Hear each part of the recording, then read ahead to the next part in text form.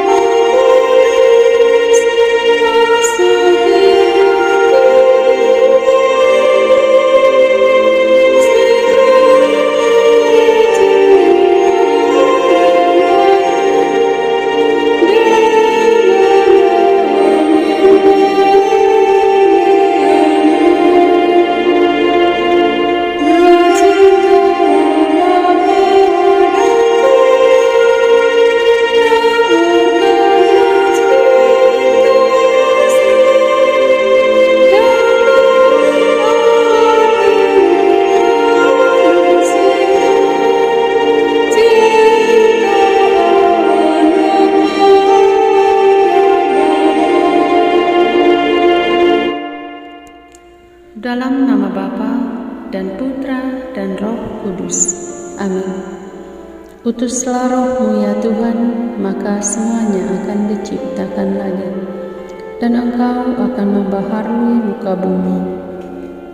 Marilah kita berdoa. Allah Bapa yang Maha Kudus dan Kekal, kami bersyukur kepadamu karena Roh Kudus-Mu tercurah bagi kami. Ketika Roh-Mu Engkau hembuskan ke dalam hati kami menjadi nyaman, tenang, damai, dan sukacita. Semoga Roh Kudus tetap menolong kami untuk selalu menjadi umat yang jujur di hadapan-Mu. Kuasailah diri kami selalu ya Roh Kudus, agar kami hidup seturut sabda Yesus Sang Putra. Amin. Sapaan Tuhan hari ini dari Injil Lukas bab 16 ayat 1 sampai dengan 8. Perumpamaan tentang bendahara yang tidak jujur. Dan Yesus berkata kepada murid-muridnya, ada seorang kaya yang mempunyai seorang bendahara. Kepadanya disampaikan tuduhan bahwa bendaharanya itu menghamburkan miliknya. Lalu ia memanggil bendahara itu dan berkata kepadanya, apakah yang kudengar tentang engkau? Berilah pertanggungan jawab atas urusanmu, sebab engkau tidak boleh lagi bekerja sebagai bendahara. Kata bendahara itu di dalam hatinya, apakah yang harus aku perbuat? Tuanku memecat aku dari jabatanku sebagai bendahara. Mencangkul aku tidak dapat, mengemis aku malu. Aku tahu apa yang harus aku perbuat, supaya apabila aku dipecat dari jabatanku sebagai bendahara, ada seorang yang akan menampung aku di rumah mereka. Lalu ia memanggil seorang demi seorang yang berhutang kepada tuannya. Katanya kepada yang pertama, berapakah hutangmu kepada Tuanku? Jawab orang itu, 100 tempayan minyak. Lalu katanya kepada orang itu, inilah surat hutangmu, duduklah dan buat surat hutang lain sekarang juga, 50 tempayan. Kemudian ia berkata kepada yang kedua, dan berapakah hutangmu? Jawab orang itu, 100 pikul gandum. Katanya kepada orang itu, inilah surat hutangmu, buatlah surat hutang lain, 80 pikul.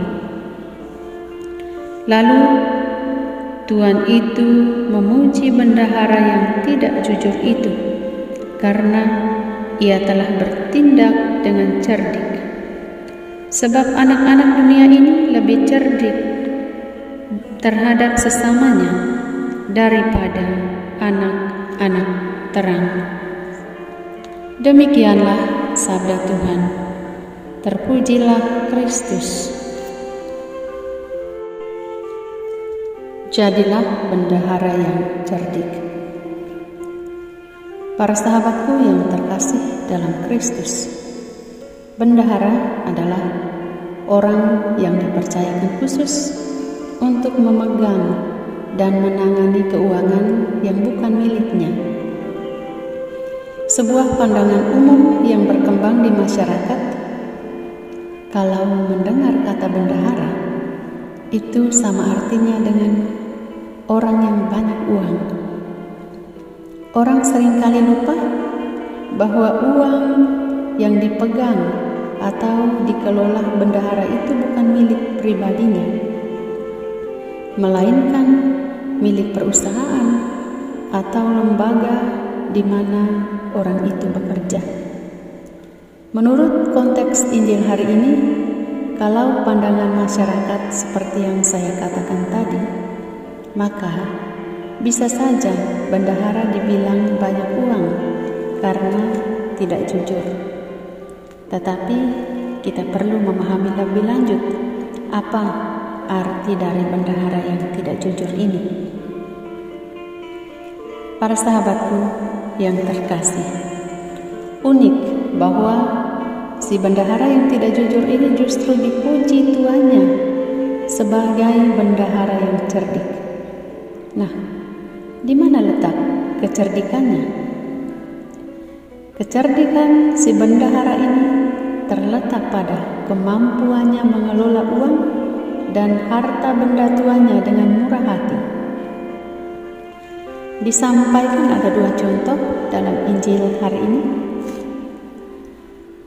Orang yang pinjam 100 tempayan minyak, surat utangnya dikembalikan dan ia disuruh membuat surat utang lain sebanyak 50 tempayan minyak. Maka di satu sisi ia menghamburkan harta tuannya sebanyak 50 tempayan minyak. Namun di sisi lain ia bermurah hati pada orang yang berutang itu sebanyak 50 tempayan minyak. Demikian pula orang yang berutang 100 pikul gandum dan hanya diberinya surat utang 80 pikul gandum. Berarti ia menghamburkan harta tuannya sebanyak 20 pikul gandum. Namun juga ia bermurah hati kepada orang yang berutang itu sebanyak 20 pikul gandum. Kita tahu bahwa kalau orang sampai berutang, itu artinya mereka sangat membutuhkan, sehingga pantas diberi kemurahan hati. Bendahara tersebut memberi dengan murah hati. Terlepas dari apa yang dia berikan itu adalah milik tuannya, tapi yang mau kita belajar di sini adalah sikap rendah hatinya, sikap pedulinya. Kita pun dapat melakukan hal demikian. Sebab Kristiani bagi kita sebenarnya bendahara yang dipercayakan untuk mengelola harta milik Tuhan. Apapun yang kita miliki ini bukan milik kita, melainkan milik Tuhan yang dipercayakan kepada kita untuk dikelola dengan baik. Tuhan tidak pernah marah. Tuhan malah menghendaki dan memuji jika kita yang menggunakan harta tersebut dengan murah hati untuk menolong orang lain. Sahabat-sahabatku yang terkasih, Tuhan Yesus mengajak kita melalui sabdanya hari ini agar selalu berbagi apapun yang kita miliki, karena Tuhan telah mempercayakan kepada kita segala sesuatu, talenta, uang, kekayaan, dan lain sebagainya. Semua berkat yang Tuhan percayakan kepada kita itu bukan bertujuan untuk dinikmati sendiri, tetapi perlu dikembangkan dan dipergunakan untuk kemuliaan nama Tuhan dan disalurkan kepada orang lain yang sangat membutuhkan. Ketika kita menyalurkan kasih Tuhan, kita pun akan mendapatkannya lagi, karena Tuhan akan memakai kita sebagai alatnya untuk menyalurkan kasih-Nya kepada sesama. Mari teruslah sebagai seorang Kristiani yang adalah bendahara Allah, bendahara Tuhan, yang untuk selalu menyalurkan berkat dan kasih-Nya kepada orang lain. Tuhan memberkati. Marilah kita menyampaikan permohonan-permohonan kita. Kita mohon rahmat Tuhan untuk semua orang beriman di seluruh dunia. Semoga dapat menjalin kerjasama yang baik, saling menolong, dan saling berbagi kasih satu sama lain. Marilah kita mohon, kabulkanlah doa kami ya Tuhan. Kita berdoa untuk semua umat beriman yang sudah meninggal dunia. Semoga Tuhan yang Maha Rahim mengampuni dosa-dosa mereka, agar mereka dapat beristirahat bersama para kudus di surga dan menjadi pendoa bagi kita yang masih bersiara di dunia ini. Marilah kita mohon, kabulkanlah doa kami ya Tuhan. Kita berdoa untuk para pemimpin gereja, Bapak Paus, para uskup, para imam, biarawan-biarawati, dan para pewarta alam, agar mampu memberi diri seutuhnya untuk membawa kabar sukacita Injil bagi semua umat beriman. Marilah kita mohon, kabulkanlah doa kami ya Tuhan. Kita berdoa untuk Musyawarah Nasional Sahabat Monsinyur Gabriel Manek yang kedua di Larantuka yang terjadi pada tanggal 5 sampai November. Semoga semua peserta boleh sampai di Larantuka dengan selamat, dan semoga proses Munas kedua ini boleh berjalan dengan lancar, sukses, sesuai dengan rencana dan kehendak Tuhan. Marilah kita mohon, kabulkanlah doa kami ya Tuhan. Kita persembahkan intensi pribadi dan keluarga kita.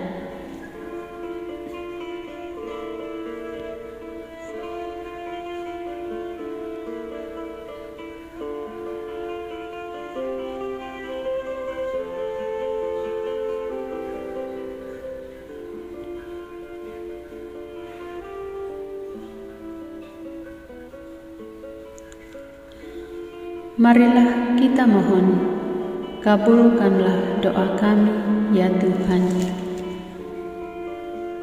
Bapa kami yang ada di surga, dimuliakanlah namamu, datanglah kerajaan-Mu, jadilah kehendak-Mu di atas bumi seperti di dalam surga. Berilah kami rejeki pada hari ini, dan ampunilah kesalahan kami, seperti kami pun mengampuni yang bersalah kepada kami.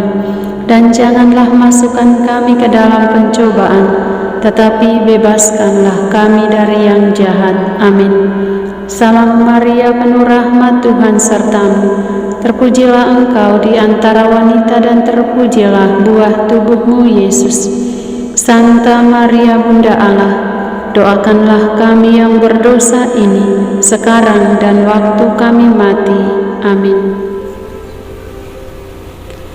Yesus Kristus, Anak Allah yang hidup, terang dunia, aku sembah sujud kepadamu, untuk engkau aku hidup, untuk engkau aku mati. Yesus Kristus, Anak Allah yang hidup, terang dunia, aku sembah sujud kepadamu, untuk engkau aku hidup, untuk engkau aku mati. Yesus Kristus, Anak Allah yang hidup, terang dunia, aku sembah sujud kepadamu, untuk engkau aku hidup, untuk engkau aku mati. Santa Maria Regna Rosari, doakanlah kami. Santo Yosef, doakanlah kami. Santo Gabriel, doakanlah kami. Santo Santa, pelindung kami masing-masing, doakanlah kami. Terpujilah kiranya Yesus Kristus sampai selama-lamanya. Amin. Dalam nama Bapa dan Putra dan Roh Kudus. Amin. Terima kasih para sahabat yang terkasih. Jumpa lagi di doa dan permenungan kita hari berikutnya. Tuhan memberkati.